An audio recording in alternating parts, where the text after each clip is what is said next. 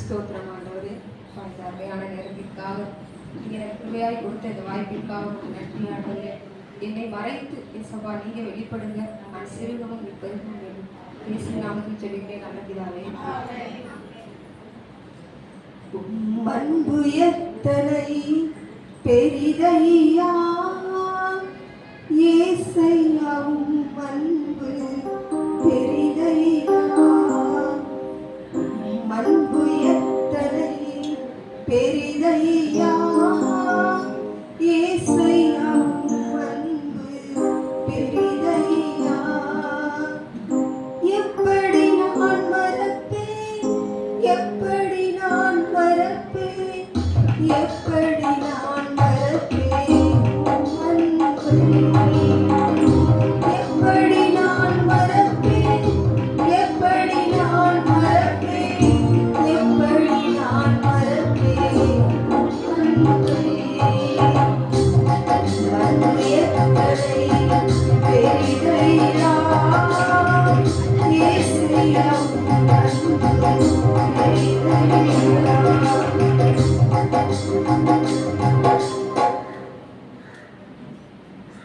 சேர்த்துக் கொள்ளுங்க. சங்கீதம் 22:10 புத்தகம் வாசிங்க. சங்கீதங்களின் புஸ்தகம் 22:10. கர்ப்பத்திலிருந்து வெளிப்பட்ட போது உமது சார்பில் விழுந்து நான் என் தாயின் வயிற்றில் இருந்ததிருந்தால் நீர் எனக்கு தேவனாயிருக்கிறீர். ஆமென். கர்ப்பத்திலிருந்து வெளிப்பட்ட போதே உமது சார்பில் விழுந்தேன். நான் என் தாயின் வயிற்றில் இருந்தது முதல் நீர் என் தேவனாய் இருக்கிறீர். யார் சொன்ன அப்படின்னா தாவீது சொல்றார். இது ஆண்டவர் அண்ணன் ஒரு நவம்பர் 1st வீக் இருக்கும். இப்போ நான் ஞாயிறு ஆராதனை முடிச்சுட்டு காரில் போய்கிட்டு இருக்கும் போது தான் அண்ணே சொன்னாங்க, நீங்கள் ஜனவரி மாதம் பெண்கள் குழுவைக்கு மெசேஜ் கொடுங்க அப்படின்னு சொன்னாங்க.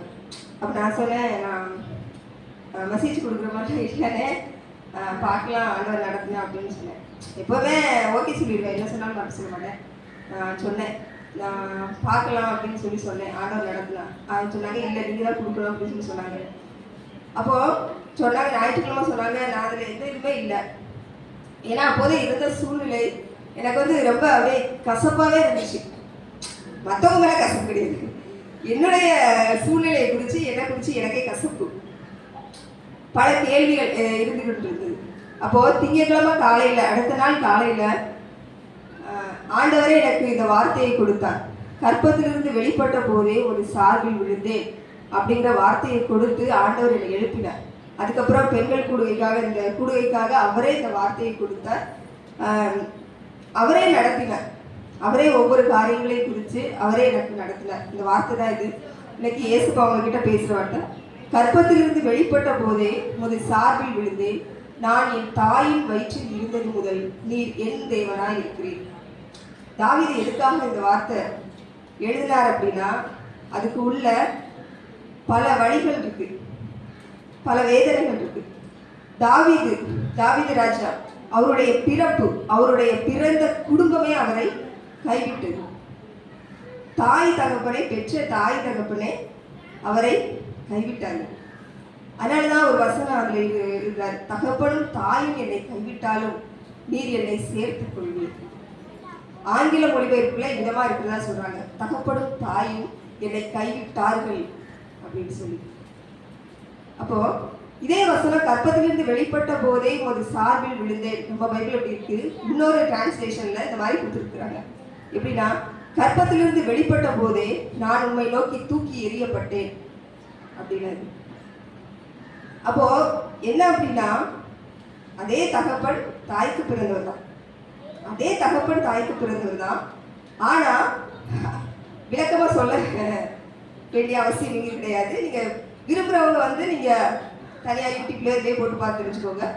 அப்போ அந்த சொந்த குடும்பத்திலேயே அவர் அன்றைக்கு ஒரு தள்ளப்பட்ட கல்லாக இருக்க வேண்டிய ஒரு சூழ்நிலை. ஈசாய்க்கு மொத்தம் 7 குமாரர்கள் ஏற்கனவே இருக்கிறாங்க. இவர் 8ஆவதாக பிறந்தவர். 7ஆவது பிள்ளையோட இவர் பிள்ளைதான். ஆனாலும் இவர் தள்ளப்பட்ட கல்லாக அவருடைய தகப்பன் ஈசாய் அந்த குடும்பத்துல வைத்திருந்தார். ஒரு புறஜாதியாரை போல. அவர் இஸ்ரவேலன் தான், ஆனா இஸ்ரவேல் கணக்குல அவனை ஏத்துக்க முடியாது அப்படின்னு சொல்லிட்டு அவரை ஒரு புறஜாதியாரை போல தாவீது அந்த வீட்டுல ஒதுக்கப்பட்டு இருந்தார். அதனாலதான் எல்லா பிள்ளைகளும் 7 பிள்ளைகளுக்கு சுதந்திரம் கொடுத்தார் அவரை இராணுவத்துல வளர்க்கும்படியாக. ஆனா தாவீதை சிறு வயதுல இருந்தே என்ன பண்றாரு, நீ ஆடுகளை அப்படின்னு சொல்லிட்டு வனாந்திர சிறு வயதிலேயே அவர் வனாந்திரத்திற்கு தள்ளப்பட்டார். அதனாலதான் அவர் இந்த சூழ்நிலையை சொல்றாரு, கர்ப்பத்திலிருந்து வெளிப்பட்ட போதே உமது சார்பில் நான் விழுந்தேன், என் தாயின் வயிற்றில் இருந்தது முதல் நீர் என் தேவனாய் இருக்கிறீர். இந்த இடத்துல பாத்தீங்க அப்படின்னா தாயின் வயிற்றில், இந்த இடத்துல அவரு தன் தாயை பின்னுக்கு தள்ளுகிறார். தாயை பின்னுக்கு தள்ளி நீர்தான் என் தேவன் அப்படின்னு இந்த இடத்துல அந்த வசனம் உணர்த்து. அவர் எப்பவுமே சொல்லும்போது, தாவீது சொல்லும்போது ரொம்ப உரிமை எடுத்து சொல்லுவார். நீர் என் பலன், என் கோட்டை, என் துருகம், என் தேவன், என் தகப்பன், ரொம்ப உரிமை எடுத்து சொல்லுவார். நீர் எனக்கு தான், எனக்கு தான், எனக்கு தான். அதே போல ஆண்டவரும் அப்படிதான். தாவீதின் சிங்காசனம் உறுதியாய் நிற்கும், தாவீதின் குமாரனே. அப்போ அந்த குமாரன்கிற இடத்துக்கு முன்னாடி தாவீதை தான் அனுபவிச்சிருந்தார். தாவீதின் சிங்காசனம் தான் உறுதியாய் நிற்கும். எதனால? உரிமை எடுக்கிறாரு. அவர் எதுக்கு எடுத்தாலும் என் தேவன், என்னோட என்னோட என்னோட என்னோட இப்பதான் சொல்றாரு. அவர் என்ன செய்யல, விட்டு கொடுக்கல. தாவீது எப்ப இருந்து, தாயின் வயிற்றில் இருந்தது முதல் கற்பத்தில் வெளிப்பட்ட போதே அவர் எந்த இடத்திலும் ஏசப்பாவை தேவனை விட்டு கொடுக்கல. அவ்வளவு ஒரு பொசசிவ். அவர் விட்டு கொடுக்கல, தேவன் என்ன பண்ணல, விட்டு கொடுக்கல. தாவீது எப்படிப்பட்ட சூழ்நிலைக்கு தள்ளப்பட்டு போனாலும், எப்படிப்பட்ட சூழ்நிலையில விழுந்தாலும் தேவன் என்ன பண்ணல, அவரோட உள்ள திட்டத்தை, அவரோட உள்ள உறவை அவர் என்ன செய்யல, கட் பண்ணவே இல்லை. தாவீது தான், ஆண்டவர் தான், தேவ பிள்ளை தான், ஊழியக்காரவங்க தான். ஸோ இந்த 1.5 மாசமா ஆண்டவர் உங்களோடு சொல்லும்படியாக அவரே எனக்கு கொடுத்தார். நான் எதையுமே ரெஃபர் பண்ணலை, இதெல்லாம் எடுத்து ரெஃபர் பண்ணுவேன், டைரியில் தான் எல்லாம் பண்ணுவேன். ஆனால் ஆண்டவரே வார்த்தைகளை நீ சொல்லணும் அப்படின்னு சொல்லிட்டு எனக்கு இந்த காரியங்களை குறித்து ஆண்டவர் என்னோடு இடைப்பட்டார். அப்போ இவர் என்னது, 8வது பிள்ளை. அப்போ சாமுவேல் இஸ்ரவேலின் 2வது ராஜாவாக ஆக்கும்படி சாமுவேலை அனுப்புறாரு தாவீதை. சரியா, தாவீதை ராஜாவாக அபிஷேகம் பண்ணும்படியாக அனுப்புகிறார். அப்போ முதல் பிள்ளை யாரு, எலியா. ஆண்டவர் என்ன பண்ணிட்டாரு, நிராகரிச்சிட்டாரு.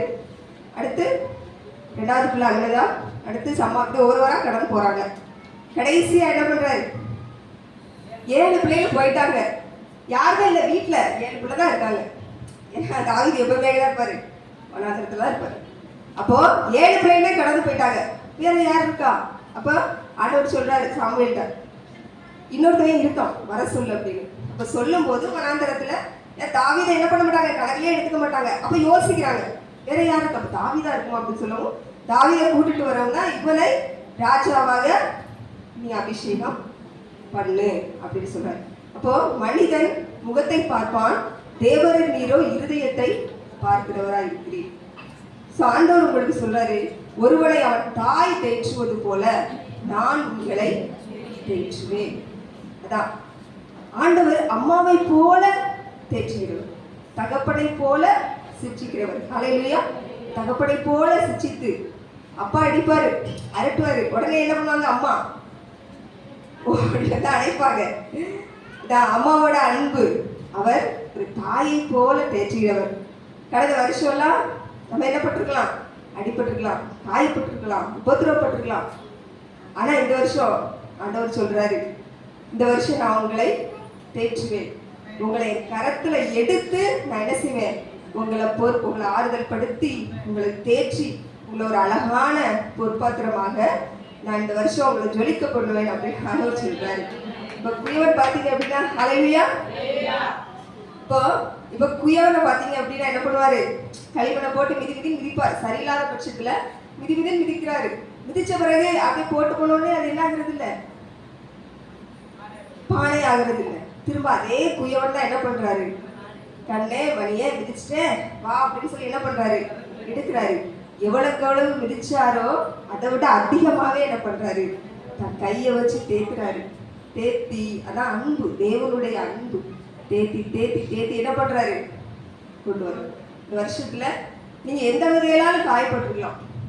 எப்படி ஆண்டவருக்காக நீங்க பிரகாசித்து நீங்க காயப்பட்டிருக்கலாம், இல்ல தெரியாம காயப்பட்டிருக்கலாம், தெரிஞ்சு நீங்க தப்பு பண்ணி காயப்பட்டிருந்திருக்கலாம்.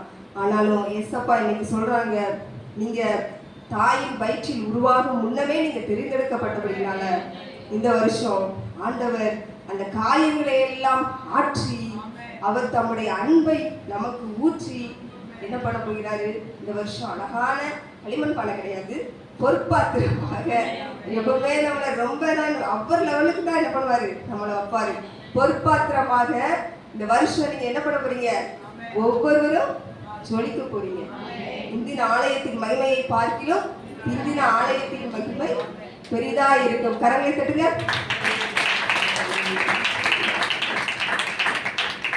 தாயின் கருவிலே வெளிப்படும் போது உமது சார்பிலே விழுந்தேனையா.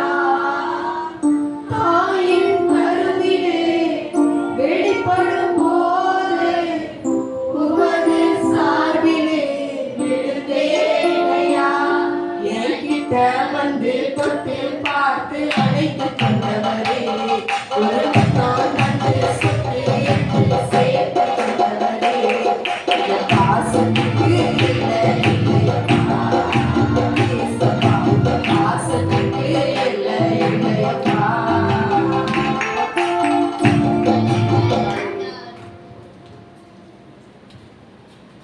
ஸோ அடுத்ததையாக பார்க்கணும்னா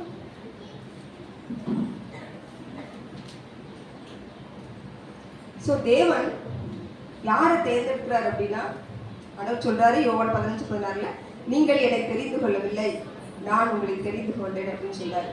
ஆண்டவர் எப்பவுமே யாரை தெரிந்து கொள்கிறார் அப்படின்னா, எது பலவீனமா இருக்குதோ, எது தள்ளப்பட்டிருக்குதோ, எது புறக்கணிக்கப்பட்டிருக்கோ அந்த பாத்திரத்தை தான் தேவன் எடுத்து என்ன பண்றாரு, அதை உருவாக்கி பயன்படுத்தி என்ன பண்றாரு, ஜொலிக்க பண்ணுகிறார். ஸோ பலவீனமானவர்களை தேர்ந்தெடுத்து பலனுள்ளவைகளை எதிர்பார்க்கிறார். அவன் பலவீனமானவைகளை தேர்ந்தெடுத்து உங்ககிட்ட இருந்து என்ன எதிர்பார்க்கிறார், நம்ம கிட்ட இருந்து பலமுள்ளவைகளை எதிர்பார்க்கிறார். ஸோ அப்படி உருவாக்குகிற ஆண்டவர் தான் நம்ம ஆண்டவர். இதுக்கெல்லாம் என்ன காரணம், அவரோட அன்பு தான், அவரோட அன்பு தான். அப்படித்தானே? உலகம் என்ன பண்ணும், அது எப்பவுமே வெளிப்புற தோற்றத்தை மட்டும் தான் பார்க்கும். ஆனா ஆண்டவர் வந்து தாய் போல நம்மை தேற்றுகிறவர். அவர் என்ன பண்றாரு, இருதயத்தை மட்டும்தான் பார்க்கிறார். இப்போ வீட்டில் 4 பிள்ளைங்க இருக்கலாம், 2 பிள்ளைங்க இருக்கலாம், 3 பிள்ளைங்க இருக்கலாம், சரியா? ஏதாவது ஒரு குழந்தை ஏதோ ஒரு சம்திங், ஏதோ ஒரு உடல் குறைபாடுலையோ, ஏதோ ஒரு பலவீனத்திலையோ, ஏதாவது ஒண்ணு மற்றவங்க அதை பார்த்து ஒரு இதாக சொல்ற மாதிரி ஏதாவது ஒன்று இருக்கலாம். ஆனா தாய் உலகம் சொல்லும், ஆனா அந்த அம்மா தான் என்ன பண்ணுவாங்க, அந்த பிள்ளையோட உள்ள என்ன இருக்கு, என் பிள்ளைக்கு அந்த உள்ள விஷயம் என்ன, அதை பார்த்து என்ன பண்ணுவாங்க.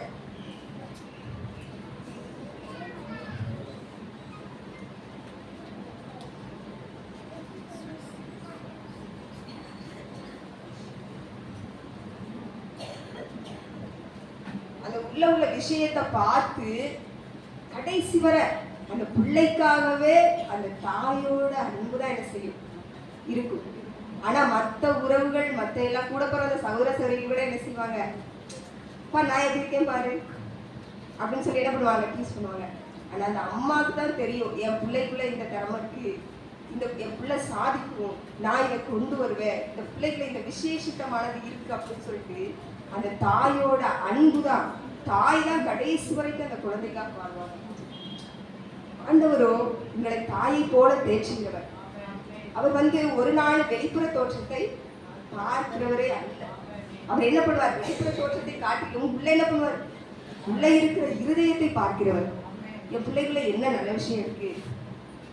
அதனாலதான் ஆண்டவர் சொல்லுவாரு, நீ எனக்கு அருமையானபடினால் என்னிடத்தில் கனம் பெற்றார். உலகம் உங்களை எப்படி வேணாலும் நினைக்கும், வெளிப்புறமா தான் பார்க்கும், அவங்க வெளிப்புற கண் மாம்ச கண்ணால தான் உலகம் பார்க்கும். ஆனா ஆண்டவர் இருதயத்தை பார்க்கிறவர். அவருக்கு தெரியும் உங்களை எப்படி உருவாக்கலாம் அப்படின்னு சொல்லி. அவருக்கு தெரியும் நம்ம கிட்ட என்ன நல்ல விஷயங்கள் இருக்கு. அவர் நம்ம கிட்ட இருக்க நல்ல விஷயத்தை தான் பார்ப்பார். நல்ல விஷயத்தை தான் பார்ப்பார். நல்ல விஷயத்தை பார்த்து என்ன பாருவாரு, நம்மளை விசேஷித்தவர்களா இருவார். ஸோ இங்கே கூட நீங்கள் எதுலையாவது காயப்பட்டுருக்கலாம், என் பிள்ளைங்க எப்படி இருக்கு, என் பிள்ளை எப்படி இருக்கு, அப்படி இருக்கு அப்படின்னு. நீங்கள் வந்து விசேஷித்த தாயாவே இருக்கிறீர்கள். உங்களை ஆண்டவர் விசேஷித்த ஒரு அம்மாவாக தான் வச்சுக்கிறேன். அதனாலதான் என்ன பண்றாரு, உங்களை இந்த இடத்துல ஆண்டவர் உங்களை அழைத்து கொண்டு வந்திருக்கிறார், நம்மை அழைத்து கொண்டு வந்திருக்கிறார். ஸோ அடுத்தபடியா பார்த்தோம் அப்படின்னா, இப்போ தாவீது ராஜா கூட எப்பவுமே என்ன பண்ணாரு, ஆண்டவர் இருந்தார். என்ன கஷ்டம், என்ன உபத்திரவம், என்ன வேதனை, ஏன்னா அவர் பிறந்ததுல இருந்தே அவருக்கு என்னது, தனிமையும் வெறுமையும். தனிமை தான் அவருக்கு எப்படி இருந்துச்சு, துணையா இருந்துச்சு. அப்ப கர்த்தரோடு தான் அவர் நடந்தார். தாவீது என் இருதயத்துக்கு ஏற்றவர். அவர் கூடயே ஆண்டவர் இருந்தார். தாவீது ஆண்டவரை விடல, ஆண்டவரும் தாவீதை விட்டு கொடுக்கவே இல்லை கடைசி வரைக்கும். அந்த உறவு, அந்த திட்டம் தொடர்ந்து வந்து கொண்டே இருந்தது. இதனாலதான் கடைசி வரை என்னது, தாவீதின் குமாரனே, தாவீதோட குமாரனே இயேசு கிறிஸ்து. தாவீதுக்கு அவ்வளவு பெரிய அடித்தார். அவர் வந்து தாவீது செய்யக்கூடாத தவறை செஞ்சுட்டார், தப்புதான். அதனால ஆண்டவர் என்ன பண்ணாரு, தன்னோட பிள்ளை அப்படிங்கிறதுக்காக ஆண்டவர் சப்போர்ட் பண்ணல. ஆண்டவர் கரெக்டா தான் இருந்தார். சரியா, என்ன பண்ணாரு, நாத்தான் தீர்க்கதரிசியை கொண்டு எச்சரித்தார். அவர் என்ன பண்ணாரு, இதயத்துல குத்தப்பட்டார். ஜீவனே வெறுக்கிற அளவுக்கு என்ன பண்ணாரு, தாவீது மனம் உடைந்து போனார். மன உடைச்சல்ல தான் நிறைய சங்கீதங்களை அவர் எழுதினார். தாய் என்னை பாவத்தில் கற்பந்தரித்தால் நான் துர்க்குடத்தில் உருவானேன் அப்படின்னு தன்னையே நொந்து கொள்றாரு. நான் ஏன் இப்படி பண்ணேன், ஏன் இப்படி பண்ணேன். சரியா, அப்போ உடைக்கப்பட்டார். திரும்ப ஆண்டவர் என்ன பண்ணாரு, தாவீதை தன்னோட கரத்துல எடுத்த அந்த சிங்காசனத்தை அவர் கீழே வச்சிருந்தார். அவர் வைத்திருந்த திட்டத்துல அவர் உறுதியா இருந்தார். தாவீதோட திட்டத்தை என்ன செய்யல, அவர் விளக்கவே இல்லை. தேவன் தாவீதை கண்டித்தார், ஆனால் அவருடைய உறவை துண்டிக்கவில்லை. ஆமென், ஹல்லேலூயா. எப்பொழுதும் அந்த திட்டம் அவரோட கூடயே இருந்தது. அப்போ தேவனுடைய அன்பு, தன் பிள்ளைகள் வழிமாறி போயிட்டாங்க அப்படின்னா அவரோட அன்பு தான் என்ன செய்யுது, அவங்களை என்ன செய்யுது, கண்டிக்குது. அவரோட அன்பு தான் என்ன பண்ணுது, அவரை கண்டிக்குது. தகப்பன் தன் நேசிக்கிற புத்திரனை கண்டிப்பா சிரிச்சிப்பாங்க. அப்ப திரும்ப தன் பிள்ளை அழுது மனம் வருதும் போது அடுத்து என்ன செய்யறாரு, ஓடி வந்து அணைக்கிறாரு. நீ ஏன் பிள்ளைதான் அப்படின்னு சொல்லி என்ன பண்றாரு, திரும்ப என்ன பண்றாரு, உருவாக்கி என்ன பண்றாரு, தன்னுடைய கரத்துல எடுத்து அவர் என்ன பண்றாரு, பயன்படுத்துறாரு. புதிதாக என்ன பண்றாரு, இந்த பண்ணு அதை பண்ணு அப்படின்னு சொல்றாரு. தேவனுடைய அன்பு தாவீது கூட எப்பொழுதுமே இருந்தது, இரக்கம் எப்பொழுதுமே இருந்தது. அப்போ அடுத்தபடியாக நம்ம பார்த்தோம் அப்படின்னா, பத்சேபா உரியாவின் மனைவி தான் என்ன பண்ணாரு, உரியாவின் மனைவி தான் இச்சித்து பண்ணார். அப்போ அங்க பாருங்க தேவனுடைய அன்பு எப்படி வெளிப்படுது. உரியாவின் மனைவியை ஆண்டவர் கனப்படுத்துகிறார். நீங்க எடுத்து வாசிங்க, மத்தேயு எழுதின சுவிசேஷம் அதிகாரம் 1.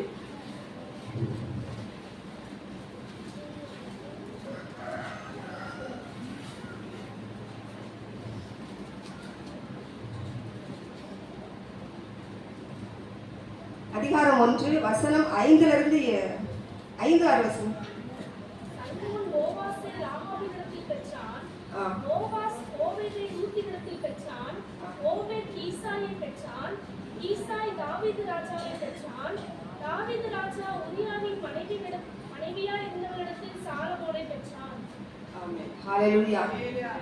பிரியமான சகோதரிகளே, இங்க சொல்லப்பட்டிருக்கிறது 5வது வசனத்துல, சல்மான் போவாசை ராகாபிடத்தில் பெற்றார். ராகாப் யாருன்னா நம்ம எல்லாருக்குமே தெரியும். அவங்க யாரு, ஒரு வேசியா இருக்கிறவங்க. ஆண்டவருடைய அன்பு எந்த அளவுக்கு கிரியை செய்வாருங்க. எதுல ஆண்டவர் எழுதி வச்சிருக்கிறாரு, ஏன் ராகாப்புக்கு இறக்கம் கிடைச்சிச்சு, அவங்க கர்த்தருடைய செட்டைகளுக்குள்ள வந்தாங்க. இஸ்ரவேலின் தேவனை அண்டினாங்க, கனப்படுத்தினாங்க. அதனால ஆண்டவர் சொல்றாரு, என்னிடத்தில் ஒதுங்கி வருகிற யாரையும் நான் புறமே தள்ளுவது இல்லை. இப்ப ஆண்டவர்கிட்ட வந்துட்டு அவர் யாரையுமே புறமே தள்ளுவதில்லை. ராகாபுக்கு என்ன பண்றாரு? ராகாபோட பேர் இடம் பெற்றிருக்கு. 3 பெண்கள் பேர் இடம் பெற்றிருக்கு. அடுத்து ரூத், அவங்க வந்து யாரு? ஒரு மோவாபிய ஸ்திரீ. இஸ்ரவேலின் தேவனாகிய கர்த்தருடைய செட்டைகளின் கீழ் வந்த உனக்கு அவராலே நிறைவான பலன் கிடைப்பதாக. அவங்க மோவாபிய ஸ்திரீ தான். ஆனா இஸ்ரவேலின் தேவனாகிய கர்த்தருடைய செட்டைகளுக்குள்ள வந்தனா அவர் முன்னிருந்த நிலைமையெல்லாம் பார்க்கலாம். அவங்களோட சரித்திரம் முன்னாடி உள்ளது அதெல்லாம் தேவன் பார்க்கல. ஆண்டவர் என்ன பண்றாரு? நீ என்கிட்ட வந்துட்டியாமா, நீ என்கிட்ட வந்துட்டியா? என்ன தெரியுதுல்ல, ஆண்டவர் எவ்வளவா இறங்கி வந்திருக்காரு. வானத்தை பூமியும் படைத்த கர்த்தர் எவ்வளவா இறங்கி வந்திருக்காரு, எவ்வளவா தாழ்ந்து வந்திருக்கிறாரு, எவ்வளவா இறக்கம் வச்சிருக்கிறாரு. ஆனா நம்ம என்ன நினைக்கிறோம்? ஆண்டவரோட பிள்ளை, எங்களுக்கு தெரியாதா, எங்களுக்கு தெரியாதா அப்படி சொல்லி நான் கேட்டு ஆவிக்குரிய பெருமை வந்து விடுகிறது. உலக பெருமை ஒரு பக்கம் இருக்கு, ஆவிக்குரிய பெருமை. உலக பெருமை இருக்கிறவங்க பக்கத்துல நிறைய பேர் இருப்பாங்க. ஏன்னா அவங்க மாயை அவங்ககிட்ட நிறைய இருக்கு அப்படின்னு சொல்லிட்டு அது மாயை தான். ஏன்னா நிறைய பேர் இருப்பாங்க. நம்மகிட்ட நமக்கு எல்லாம் தெரியும், எங்க ஆண்டவர் எங்க பக்கத்துல இருக்காரு அப்படி இப்படின்னு ரொம்ப இதா இருக்குன்னு வச்சுக்கோங்களேன், ஒருத்தவங்க நிற்க மாட்டாங்க. அந்த ஆவிக்குரிய பெருமை மட்டும் நம்ம கிட்ட வந்துச்சு அப்படின்னா. ஏன்னா என்ன சொல்றோம்னா ஆண்டவரே இறங்கி வந்திருக்காரு. ஏன்னா ஆண்டவர்கிட்ட வந்துட்டாங்க ராகா. அதனால ராகாவுக்கு இரக்கம், எவ்வளவு பெரிய இரக்கம், மகா பெரியது உன் இரக்கம், ஒவ்வொரு நாளும் பெரியது உன் கிருபை. அடுத்து ரூத்துக்கு கொடுத்துருக்காங்க. அடுத்து பாருங்க பத்சேபாளோட இந்த இடத்துல அவர் போடல. உரியாவின் மனைவியா இருந்தவரிடத்தில் சாலமோனை பெற்றான். உரியாவின் மனைவி கூட ஆண்டவர் வெட்கப்படலையே. அவர் உண்மை எழுதுறாரு, உண்மையுள்ள தேவன். இதுக்கு போகட்டுமே, அதுல என்ன உரியாவின் மனைவின்னு எழுதுறாரு. எழுதி அவர் இரக்கம் கொடுத்தார். என்ன இரக்கம் கொடுத்தார் அப்படின்னா, சாலமோன் இதுக்கு அடுத்தபடியாக சாலமோன் கர்த்தருடைய ஆலயத்தை கட்டுவான் அப்படிங்கிற திட்டத்தை கொடுக்கிறாரு. பத்சேபாளோட வயிற்றில் வளர்ந்த பிள்ளைக்கு அந்த திட்டத்தை தேவன் கொடுக்கிறார். அவருடைய அன்பு வந்து எவ்வளவாய் இறங்கி வந்திருக்கிறது. ஏன் தெரியுமா? அவங்களுக்கு இறக்கம் கொடுத்தாங்க. பத்சேபாள் வந்து உண்மையுள்ள ஒரு பெண்ணாக இருந்திருப்பாங்க. இருதயத்தை ஆண்டவர் பார்த்திருப்பார். உண்மையுள்ள பெண்ணாக அவங்க என்ன பண்ணிருப்பாங்க? இருந்திருப்பாங்க. தன் கணவர் உரியாவுக்கு அவங்க உண்மையா இருந்திருப்பாங்க. இன்னொரு விஷயம் என்னது? தாவீதோட செட்டைகளுக்குள்ள அவங்க வந்துட்டாங்க. தாவீதோட செட்டையும் தேவனுடைய செட்டையும் ஒண்ணுதான். இப்ப அதுக்குள்ள வந்துட்டனால ஆண்டவர் என்ன பண்ணாரு? பத்சேபாளோட இருதயத்தை பார்த்து அவளுக்கு தன்னுடைய திட்டத்தை கொடுக்கிறார். வயிற்றுல வளர்ற பிள்ளை, அந்த பிள்ளை சாலமோன் என்ன பண்ணுவான்? தேவனுடைய ஆலயத்தை கட்டுவார். ஹல்லேலூயா. அப்ப பத்சேபாளுக்கு ஃபர்ஸ்ட் ஒரு குழந்தை பிறகு இறந்துச்சு. ரெண்டாவது அப்ப தேவன் எதுலையுமே என்ன பண்றாரு? கடைசியானத ரெண்டாவத இப்படிதான் ஆண்டவர் தெரிந்தெடுக்கிறார். இப்போ வானத்தையும் பூமியும் படைச்ச கர்த்தர் மேல இருந்து கீழே இறங்கி வந்திருக்கிறார். எவ்வளவா இறங்கி வந்திருக்கிறார். என்ன அவருடைய அன்பு எவ்வளவு பெருசு, அப்படிதானே? இப்போ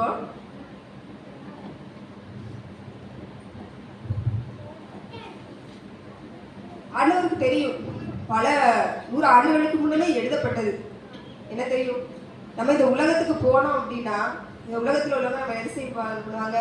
நம்மளை காயப்படுத்தி சிலுவையில் அறைந்து நம்மளை கடுப்ப கொலை செய்வாங்க அப்படிங்கிறது முன்னமே எழுதப்பட்ட தீர்க்க தரிசனம். ஆண்டவருக்கு தெரியும். தெரிஞ்சுதான் என்ன பண்ணாரு? ஆண்டவர் இந்த உலகத்துக்கு ஊழியத்தை செய்யறதுக்கு வந்தார். நன்மை செய்கிறவராய் சுற்றி திரிந்தார். தெரிஞ்சுதானே வந்தாரு. அவ ஊழியம்னாவே என்னது? அங்க தேவனுடைய அன்பு, காயங்கள், தாழ்மை, விட்டு கொடுக்கிறது, அர்ப்பணிப்பு, இதுதான் எல்லாமே என்னது? ஊழியம். நான் நிறைவார்கள்லாம் பேசல. நான் உங்களை கடையில ரொம்ப குறைவுள்ளவர் தான். ஆனாலும் ஆண்டவர் எனக்கு நிறைவான வார்த்தையை தரார் பாத்தீங்களா? அப்ப அவர் எவ்வளவு என் மேல இரக்கமுள்ளவரா இருக்கிறார். ஹல்லேலூயா. அவருடைய அன்பு எவ்வளவா இறங்கி வந்திருக்கிறது. நீ குறைவுள்ள பாத்திரம் தான், ஆனாலும் ஆண்டவருடைய அன்பு உடைய வார்த்தையை கொடுக்கும்படி உன்னை அபிஷேகம் பண்ணியிருக்கிற அவரே என்ன பண்ணாரு? என்னை தட்டி எழுப்புனார். எனக்கு ஒரு வார்த்தையும் இல்லை. அவன் எம்டி வெசலா தான் நான் இருந்தேன். அந்த சூழ்நிலையில நான் எந்த ரிப்ளையுமே கொடுக்கல அவனுக்கு. ஏன்னா ஆண்டவர் அப்பதான் என்னை உருவாக்க ஆரம்பிச்சிருப்பான்னு நான் நினைக்கிறேன். இதுக்கு முன்னாடி சரி ஓகே ஓகேன்னு சொல்லுவேன். ஆனா ஆண்டவர் கூட என்னை உருவாக்கி கொண்டிருக்கிறாருன்னு நான் நினைக்கிறேன். ஆமென். ஹல்லேலூயா. அப்ப ஆண்டவரே வார்த்தையை கொடுத்து எழுப்புறாரு, இந்த வார்த்தை தான் அப்படின்னு சொல்லிட்டு நடத்தி ஒவ்வொன்றா பேச வைக்கிறாரு. அப்ப அவரோட அன்பு, அவர் எவ்வளவா என்னிடத்துல அவர் இறங்கி இருக்காரு. அந்த இறக்கத்துக்கு நான் என்ன செய்வேன்? எனக்கே ஆச்சரியமா இருக்கு. ஆண்டவரை நான் தகுதியே இல்லாதவரை, நான் வெறுமையான உட்கார்ந்து எதுக்கு என்னைய இந்த வார்த்தையை கொடுத்து என்னோட காரியங்கள், என்னுடைய ஐயங்கள் எல்லாவற்றையும் என்னையும் தேற்றி என்னுடைய திருச்சபை மக்களுக்கும் அதை சொல்லும்படியா என்னை நடத்துறீங்க. ஏன்னா அவருடைய அன்பு நம்ம ஒவ்வொருவர் மேலையும் ரொம்ப இறங்கி இறங்கி இறங்கி இறங்கி வந்திருக்கு. அப்படிதானே? ஹல்லேலூயா. இப்போ நம்ம ஒருத்தவங்கிட்ட அன்பு காட்டணும் அப்படின்னா அவங்க கிட்ட நம்ம என்ன செய்வோம்? எதிர்பார்ப்போம். அப்படிதானே? அன்பு காட்டினா என்ன செஞ்சுருவோம்? எதிர்பார்ப்போம். ஒருத்தவங்க நம்ம சந்தோஷப்படுத்தோம் அப்படின்னா அங்கிருந்து சந்தோஷம் வரணும். அதுதான் நம்மளுடைய இயல்பு, மனித அன்பு என்பது. ஆனா ஆண்டவரோட அன்பு காயப்படுவோம் அப்படின்னு தெரிஞ்சும் ஆண்டவர் இந்த உலக மக்களுக்கு ரட்சிப்பு கொடுக்கறதுக்காக வந்தாங்க. அப்படிதானே? ரட்சிப்பு கொடுக்கறதுக்காக வந்தாங்க. பல நல்ல காரியங்களை ஆண்டவர் செஞ்சாங்க. அப்போ காயப்படுவோம்னு தெரிஞ்சும் ஊழியத்துக்குள்ள வர்றது, காயப்படுவோம், அந்த பகுதிக்கு நம்ம போனா காயப்படுவோம் அப்படின்னு தெரிஞ்சும் ஆண்டவர் அனுமதிக்கும் போது அந்த இடத்துல போய் ஒருத்தவங்களை நம்ம சந்தோஷப்படுத்திட்டு வர்றோம், ஒருத்தவங்களை நம்ம திருப்திப்படுத்திட்டு வர்றோம், அன்பை வெளிப்படுத்திட்டு வர்றோம்னா அது சாதாரண அன்பு கிடையாது. அந்த அன்பு தேவ அன்பு. அந்த அன்பு ரொம்ப எக்ஸ்ட்ராடினரியான அன்பு. ஆண்டவர் நம்மகிட்ட ஒரு தாய் கூட அப்படிதான் இருப்பாங்க. இவ்வளோ காயப்படுத்திட்டே இருக்கும். நீங்க எல்லாரும் ரொம்ப நல்ல பிள்ளைங்களா? அவங்க அம்மாவுக்கு கொடுத்துக்கலாம், அம்மாவுக்கு எல்லாரும் ரொம்ப நல்ல பிள்ளைங்களா? காயப்படுத்தல அப்படியே சொல்றது அப்படியே அடிமை மாதிரி கேட்போம். அப்படிலாம் இல்லை. அப்படித்தானே? காயப்படுத்தியிருக்கோம். என்ன நிறைய பேசுவோம், நம்மளுக்கு தான் எல்லாம் தெரிஞ்ச மாதிரி நம்மளாம் அட்வைஸ் பண்றது அம்மாவுக்கு. அப்படித்தானே? ஆனாலும் அந்த அம்மாவோட அன்பு எப்படி இருக்கும்? என் பிள்ளையை எப்படிலாம் சந்தோஷப்படுத்தலாம், என் பிள்ளைக்கு என்ன வாங்கி கொடுக்கலாம், என்னெல்லாம் செய்யலாம் அப்படின்னு தான் குறியா இருக்கும் அந்த அம்மாவோட அன்பு. நான் நிறைய அனுபவிச்சிருக்கேன். அப்போ ஒருவனை அவர் தாய் தேற்றுவது போல நான் உங்களை தேற்றுவேன் அப்படின்னு ஆண்டவர் சொல்றாரு. அப்போ நான் இந்த உலகத்துக்கு போல பிள்ளைங்களை காயப்படுத்துங்க, என்னைய ஒரு வழி ஆகிருங்க அப்படின்னு தெரியும். தெரிஞ்சேதான் ஏசப்பா என்ன பண்ணாங்க? சித்தத்துக்கு இதா சொல்றாரு அப்படின்னு சொல்லிட்டு என்னோட தகவல் சொல்றான்னு சொல்லிட்டு இந்த பூமிக்கே வந்தாங்க. அப்போ அந்த அன்பு ரொம்ப ஒரு பூரணப்பட்ட அன்பு. அந்த அன்புல தான் நம்ம இருக்கணும் அப்படின்னு ஆண்டவர் சொல்றாரு. உங்களுக்கு அனுபவம் இருக்கா? நீங்க யாருக்காவது நம்ம அன்பை வெளிப்படுத்தணும், சந்தோஷப்பட்டணும் போவீங்க, ஏன்னா காயப்பட்டிருக்கீங்களா? நம்ம குடும்பத்திலே அப்படி நடக்குது. என்னதான் அன்புப்படுத்தினாலும் என்னது? சுவிசேஷத்தை சொல்லுவோம், என்ன பண்ணுவாங்க? காயப்படுத்துவாங்க. அப்படிதானே? அப்போ எல்லாருக்குமே அந்த அன்பு இருக்கும். எதுனா அதான் தேவ அன்பு. நான் இந்த காரியத்துக்குள்ள போன சொல்லுவாங்க, சிலர் சொல்லுவாங்க, இவா எதுக்கு தேவையில்லாம காயம், இந்த காயத்துக்குள்ள போனா துஷ்டனக்கெல்லாம் தூரம் விலகி காயப்படுத்துவாங்கப்பா, எதுக்கு விலகி போ. அது புத்திசாலித்தனம் தான், இல்லைன்னு சொல்லலை. ஆனால் காயப்படுத்துவாங்கன்னு தெரியும். நம்ம ஆண்டவரோட பிள்ளை, காயப்படுத்துவாங்கன்னு தெரிஞ்சு நம்ம உள்ள போய் சந்தோஷப்படுத்திட்டு வரோம் இல்லையா? அங்க ஆண்டவர் இருக்கிறாரு. ஆண்டவருடைய அன்பு அங்கே இருக்கிறது. ஹல்லேலூயா. இத்தனை பேருக்கு ஆசை எப்படி? இத்தனை பேருக்கு ஆசை நிச்சயம் அழி இருக்கும், உபத்திரம் இருக்கும், வேதனை இருக்கும். அடுத்தல தாவீதுராஜா கூட அப்படிதான், ஃபுல்லாவே ஒரு வலி, உபத்திரம், வேதனைட்டு தான் இருந்தாரு. இங்க எப்ப ஆரம்பிச்சது? பிறந்த வீட்டுக்குள்ளேயே ஆரம்பிச்சிட்டு, பிறந்த வீட்டுக்குள்ளேயே பிரச்சனையில தான் அவர் வர்றாரு. கடைசியர் அப்படிதான். அதனாலதான் ஆண்டவர் வந்து தாவீதின் சிங்காசனம், தாவீதின் சிங்காசனம், அவர் பாலிலிருந்து விலகினவர் தான். ஆனால் என்ன பண்ணல? விட்டு கொடுக்கல. எப்படிலாம் மனமாறிச்சு, போதும் அப்படின்னு என்ன பண்ணாரு? தாவீதின் குமாரனே, அந்த குமாரனுக்கு முன்னாடி அந்த வார்த்தையானவர் அழிக்கவே இல்லை. தாவீதின் குமாரனே. அப்ப உபத்திரவம், வலிகள், வேதனைகள் நிறைந்தது தான் என்னது? தேவனுடைய ஊழியம். அவர் காட்டுற பாதை நமக்கு அதுதான். ஆனா அந்த உபத்திரவத்தோடு கூட நமக்கு என்ன வருது? ஆறுதலே ஆண்டவர் அனுப்புவார். சில நேரங்கள் எனக்குலாம் ரொம்ப காயப்படுவேன், யாராவது ரொம்ப திட்டிவாங்க, நான் செஞ்சது தப்பா ரைட்டா அப்படின்னு கூட எனக்கு தெரியாது, அப்படின்னு கூட தெரியாது. அப்பதான் ஒரு தனிமையாக்கப்பட்ட சூழ்நிலை எனக்கு. ஆனந்தம் பாருங்க, ரொம்ப இங்கிட்டு திட்டு வாங்கிட்டு இருப்பேன், இங்கிட்டு ஃபோன் வரும், உங்களுக்கு இதை நான் அனுப்பி வச்சிருக்கேன், ஒரு 5000 அனுப்பி வச்சிருக்கேன், 10,000 அனுப்பி வச்சிருக்கேன், எடுத்துக்கோங்க, உங்களுக்கு ஒன்று அனுப்பி வச்சிருக்கேன் அப்படின்னு இங்கிட்டு திட்டு வாங்கிட்டு இருப்பேன். ரைட்ல ஃபோனு, இவங்க உனக்கு இதை அனுப்பி வச்சிருக்கேமா, எடுத்துக்கோ. அப்படிதான் அந்த உபத்திரவத்தோடு தேவையில்லாம நம்மளை திட்டுறாங்க, தேவையில்லாம அப்படின்னா ரொம்ப காயமா ஆண்டு வச்சுக்க மாட்டாரு. திட்டுறவங்க திட்டிட்டு போட்டோம், ஆறு உனக்கு ஆறு தரேன் கிஃப்ட் தரேன் அப்படின்னு சொல்லிட்டு என்ன பண்ணுவாரு, ஆண்டவர் அவர் செஞ்சுட்டே இருப்பாரு. ஹalleluya. ஆமென். உங்களுக்கும் ஆண்டவர் செய்வாரு. காயம் வருதா, வலி வருதா, நம்ம நல்லா தானே நடக்கிறோம், எதுக்கு தேவையில்லாம காயப்படணும் அப்படிலாம் நினைக்க வேண்டாம். போனஸ், நஷ்ட ஈடு எல்லாம் சேர்த்து ஆண்டவர் தருவாரு. ஹalleluya. ஆமென். இப்போ ஏசப்பா வந்து சிலுவையில அரைஞ்சு கொண்டுட்டாங்க, அப்படிதானே? கொண்ட பிறகு கூட பாருங்க, இப்போ சாதாரணமாக நம்ம மனிதர்கள் வந்து மறிச்சிட்டோம் இறந்துட்டோம் அப்படின்னா அடுத்து என்னது, நம்மள பரலோகத்துக்கு போடலாம் சொல்லுவோம் தானே. அப்போ ஏசப்பா என்ன நினைச்சாங்க, உடனே பரலோகத்துக்கு போகல, மறிச்சு செத்த பிறகு கூட அவர் மைண்ட்ல என்ன இருக்கு, காவலில் உள்ள ஆவிகளுக்கு போறாராம். உடனே பரலோகம் போல என்ன பண்ணாரு, அப்போ கூட நினைச்சு பாக்குறாரு, யாரையாவது நம்ம விட்டோமா, யாரையாவது விட்டுருக்கோமா அப்படின்னு பார்க்கும்போது 8 வாசிங்க. 1 பேதுரு அதிகாரம் 3:18. ஏனெனில் கிறிஸ்து நம்மை தேவனிடத்தில் சேர்க்கும்படி அநீதி உள்ளவர்களுக்கு பதிலாக நீதி உள்ளவராய் பாவங்களின் நிமித்தம் ஒரே தரம் பாடுபட்டார். அவர் மாம்சத்திலே கொலையுண்டு ஆவியிலே உயிர்ப்பிக்கப்பட்டார். அந்த ஆவியிலே அவர் போய் காவலில் உள்ள ஆவிகளுக்கு பிரசங்கித்தார். அந்த ஆவிகள் பூர்வத்திலே நோவா பேழையை ஆயத்தம் பண்ணும் நாட்களிலே தேவன் நீடிய பொறுமையோட காத்திருந்த போது கீழ்ப்படியாமல் போனவைகள். அந்த பேழையிலே சிலராகிய 8 பேர் மாத்திரம் பிரவேசித்து ஜலத்தினாலே காக்கப்பட்டார்கள். ஹalleluya. ஆண்டவர் இன்னைக்கு திரும்ப திரும்ப 8 8 8ன்னு சொல்லிட்டே இருக்காரு. அதோட நோவா பேழையில 8 பேர் காக்கப்பட்டாங்க. அடுத்து ஈசாக்கு 8 குமாரர்கள். சுரேகா சொன்னாங்க, ஈசாக்கு 8 குமாரர்கள். ஈசாய் ஈசாக்கு சொன்னல, ஈசாய் 8 8 ஞாபகப்படுறாங்க. சரி, அப்போ பாருங்க, ஏசப்பா மறிச்ச உடனே எவ்வளவு மகிமையான ஏசப்பா, எப்படி நம்ம சுற்றிலும் குறையுமா நம்ம கொண்டு போட்டோம் அப்படிதானே. இவ போதும்பா, இதோட நான் பக்கம் போயிடுறேன், மகிமையா நான் உயிர்த்தெடுத்து போயிடுறேன்னு போயிருந்தாங்க. அந்த இடத்துல கூட தேவனுடைய அன்பு வெளிப்படுகிறது. அவர் எவ்வளவு தாழ்மையா இறங்கி வந்திருக்காரு. காவலிலே இருந்த ஆவிகளுக்கு போய் பிரசனம் பண்ணாங்க. காவலில் என்னது, பாதாளம், தாழ்விடம் தான். அங்க இருந்த ஆவிகளுக்கு இவங்க எப்ப இறந்தாங்க அப்படின்னா, நோவா காலத்துல அறியாமையினால அப்போ மனுஷவங்க, அப்போ அவங்கெல்லாம் என்ன பண்ணணும், கைவிடப்பட்டு கிடக்குறாங்க பாதாளத்துக்குள்ள அப்படின்னு சொல்லி பாதாளத்துக்குள்ள இறங்குறாரு. உயிர் தெழுந்து பரலோகத்துக்கு போக வேண்டிய ஆண்டவர், நீங்க குளிச்சு நம்மளாம் குளிச்சு நல்லா ரெடி பண்ணி சாரிலாம் கட்டிட்டு திரும்ப உங்க பிள்ளைங்க யாராவது என்ன நாஸ்தி பண்ணிட்டு நம்ம பிள்ளைங்க திரும்ப போய் கிளம்பணும் அப்படின்னா அவங்களுக்கு எப்படி இருக்கும். எங்கேயாவது கிளம்புறதுக்காக புறப்படுறோம், நல்லா சாரி நீட்டாக எல்லாம் பண்ணியாச்சு, கல்யாணத்துக்கு போறோம்னு வச்சுக்கோம், திரும்ப ஃபர்ஸ்ட் இருந்து ஆரம்பிக்கணும், போய் ஏதாவது கழுவி விடணும், திரும்ப வீட்டுக்கு யாராவது இருக்காங்க ஏதாவது போட்டு கொடுக்கணும், திரும்ப கிச்சனை போய் நோண்டா எப்படி இருக்கும்.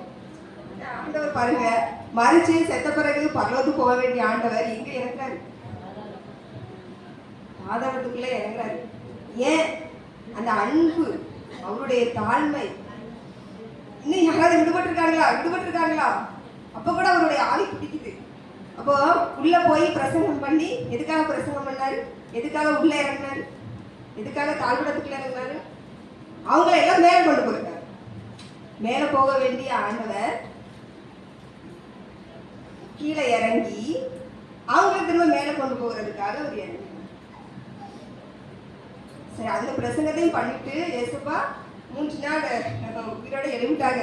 இறங்கி போன பிறகு ஏசப்பாவுக்கு மனசே வரல, போயிருக்கலாங்க. என்ன பண்ணாங்க, திரும்பவும் என்ன பண்றாங்க, எப்படி ஆயத்தப்படுத்தலாம், பூமிக்கு எப்படி திரும்ப நான் போயிட்டேன்னா திரும்ப ஆயத்தப்படுத்தலாம்னு சொல்லிட்டு சீஷர்களுக்கு மரியாதைக்கு எல்லாருக்கும் காட்சி கொடுத்து இதெல்லாம் பண்ணுங்க அப்படின்னு சொல்லிட்டு இறுதி வரை ஆண்டவருடைய அன்பு என்ன பண்ணிருக்கு, அங்க இருந்து கொண்டே இருக்கிறது. அவர் வாழ்ந்தது, பூமியில வாழ்ந்தது 3.5 வருஷங்கள் தான்.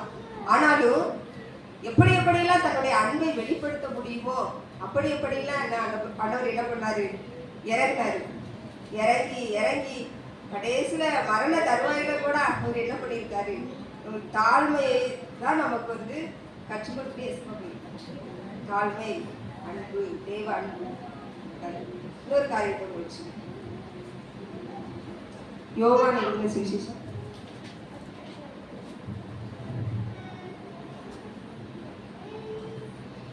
8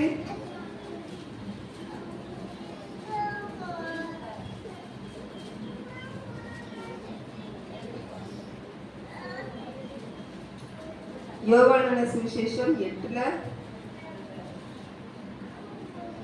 3வது 3ல இருந்து வாசிங்க. 3ல இருந்து 11 வரை.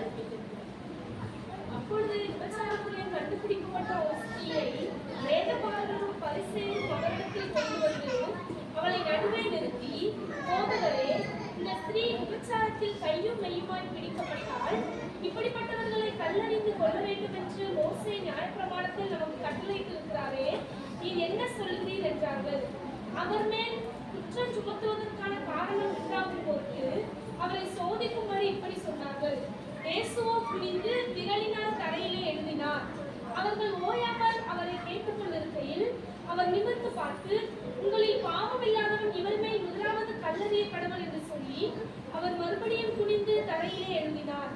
அவர்கள் அதை கேட்டு தங்கள் மனசாட்சியினால் கடிந்து கொள்ளப்பட்டு பெரியோர் முதல் சிறியோர் வரைக்கும் ஒவ்வொருவராய் போய்விட்டார்கள். இயேசு தனித்திருந்தார். அந்த ஸ்திரீ நடுவே நின்றாள். இயேசு நிமிர்ந்து அந்த ஸ்திரீயை தவிர வேறு ஒருவரையும் காணாமல், ஸ்திரீயே, உன்னை குற்றம் சாட்டினவர்கள் எங்கே? ஒருவனாகிலும் உன்னை ஆக்கினைக்குள்ளாக தீர்க்கவில்லையா என்றார். அதற்கு அவள், இல்லை ஆண்டவரே என்றாள். இயேசு அவளை நோக்கி, நானும் உன்னை ஆக்கினைக்குள்ளாக தீர்க்கிறதில்லை, நீ போய் இனி பாவம் செய்யாதே என்றார். ஆமென். இதுல பார்த்து எல்லாருக்கும் தெரிஞ்சதுதான். அந்த ஸ்திரீயை வந்து என்ன பண்றாங்க எல்லாரும், ஆண்கள் எல்லாரும் சகோதரர்கள் என்ன பண்றாங்க அப்படின்னா, கல்லறிஞ்சு கொல்லணும், விபச்சாரம் பண்ணிட்டா அப்படின்னு சொல்லிட்டு எல்லாரும் என்ன பண்றாங்க, கல்லை தூக்கிட்டு வர்றாங்க. அப்போ ஆண்டவரை குற்றம் சுமட்டும்படியே அவங்க வர்றாங்க. இப்போ ஏசப்பா என்ன பண்றாங்க, ஒவ்வொருவருடைய இருதயத்தை அவர் அறிந்திருக்கிறார். அப்போ அவங்க என்ன பண்றாங்க, இவ்வளவு கல்லறிஞ்சு கொல்லணும் நியாயப்பிரமாணத்தின்படி அப்படின்னு சொல்லிட்டு. இப்போ ஏசப்பா அழகா கீழே குனிஞ்சு என்ன பண்றாங்க, எழுதுறாங்க, உங்களில் பாவம் செய்யாதவன் எவனோ முதல் கல்லை எறி அப்படின்னு சொல்லிட்டு என்ன பண்றாங்க சொல்றாங்க. ஒரே வார்த்தை, ஒரே சென்டென்ஸ் தான் சொல்றாங்க. அதோட என்ன பண்ணிட்டாங்க, அவங்க இருதயத்துல குத்தப்பட்டு அவங்க என்ன பண்ணிட்டாங்க கேட்டாங்க. ஒரே ஒரு வார்த்தை தான் ஏசப்பா சொல்றாங்க. ரொம்ப அதிகமா என்ன பண்ணல, அப்படி இப்படிலாம் ஆண்டவர் என்ன செய்யல, பேசல. என்ன காரணம் அப்படின்னா, ஆண்டவர் சொல்றாங்க, சாந்தமும் மனத்தாழ்மையும் உள்ளவன். அந்த தேவ அன்பு நம்மளுக்குள்ள இருக்கும்போது நம்ம அதிகமா எந்த வார்த்தையும் யாரையும் நம்ம பேசணும்னே அவசியம் இல்லை. ஈஸியா ஒரு வார்த்தையில அவருடைய அன்பே என்ன பண்ணிடும் அப்படின்னா, அவருடைய பிரசனமே என்ன செஞ்சிடும்னா யாரையும் என்ன பண்ணிடும், மனம் மாத்திடும், மனம் திரும்பிடும். அப்போ அவங்க என்ன பண்ணிட்டாங்க, எல்லாரும் கல்லை போட்டு போயிட்டாங்க. இப்போ இந்த ஸ்திரீயை பார்த்து சொல்றாங்க, நான் உன்னை என்ன செய்யல, ஆக்கினைக்குள்ளாக தீர்க்கல, இனி பாவம் செய்யாத அப்படின்னு சொல்லிட்டு ஒரே ஒரு வார்த்தை தான் சொல்றாங்க, இனி பாவம் செய்யாது. இதோட அவன் மனம் மாறிட்டான். இதனால ஆண்டவருடைய அன்பு, அவ உலகத்தினால ஏற்கனவே ரொம்ப தண்டிக்கப்பட்டுட்டான். தண்டிக்கப்பட்டு அந்த ஸ்திரீ வந்து மனம் திரும்பிட்டான். மனம் திரும்பிதான் ஆண்டவருடைய பாதத்துல வந்து விழுறான். இப்ப ஏசப்பா அந்த இருதயத்தை பாக்குறாங்க. அவ ஏற்கனவே காயப்பட்டிருக்கா, தண்டிக்கப்பட்டிருக்கா, அவ மனம் திரும்பிட்டான். இப்ப என் பாதத்துல வந்துட்டான்.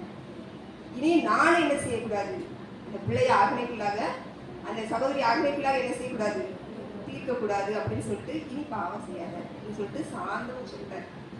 உடனே அவன் என்ன பண்ணா, மனம் உரைட்டான். இப்போ ஆண்டவருடைய வார்த்தையானது அன்பினால நிறையப்பட்ட, தேவ அன்பினால நிறையப்பட்ட நம்முடைய வார்த்தையானது கண்டிக்கும். அதே சமயத்தில் என்ன செய்யாது, தேவனுடைய உறவை விட்டு துண்டிக்காது.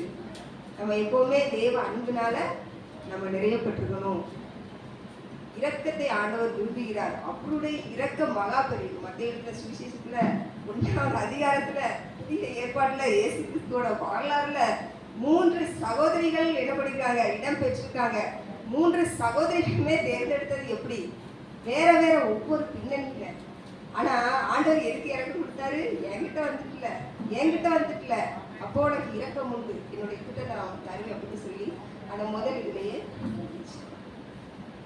கல்லறியும் கூட்டத்தின் முன்னே என் ஆதரவாய் வந்தவர் நீரே. கல்லறியும் கூட்டத்தின் முன்னே என் ஆதரவாய் வந்தவர் நீரே. என் கரம் பிடித்து தூக்கி நீர் கரைகளெல்லாம் நீக்கி நீர் பிள்ளையாக மாற்றி விட்டீரே. என்னை கல்லாத தகப்பன் நீரே.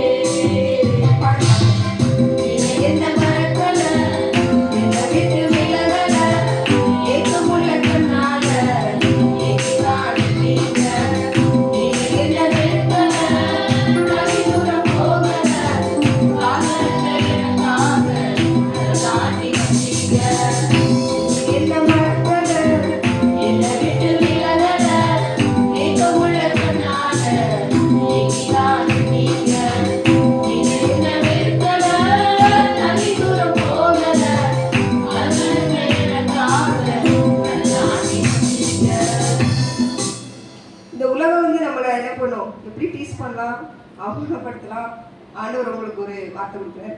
எப்படி டீஸ் பண்ணலாம், நம்மளை எப்படி அசிங்கப்படுத்தலாம், நம்ம பேரை எப்படி கெடுக்கலாம், நம்ம மேன்மையை எப்படி இழக்க செய்யலாம் அப்படிங்கிறது தெரியாது. ஆனால் ஏசப்பா என் பிள்ளை எப்படி நான் சந்தோஷப்படுத்தலாம், எப்படி அதை பயன்படுத்தலாம், எப்படி மேன்மைப்படுத்தலாம், எப்படி ஆதல்படுத்தலாம், என்ன நன்மை செய்யலாம் அப்படிங்கிறதே ஏசப்பா புரியா இருக்காங்க நம்ம மேலே. அதுதான் அவருடைய தேவனுடைய